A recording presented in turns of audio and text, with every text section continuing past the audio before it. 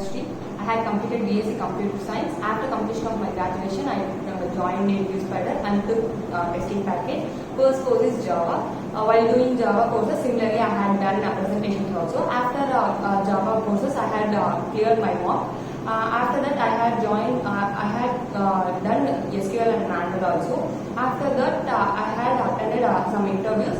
In that, I had placed in FSS. Thank you.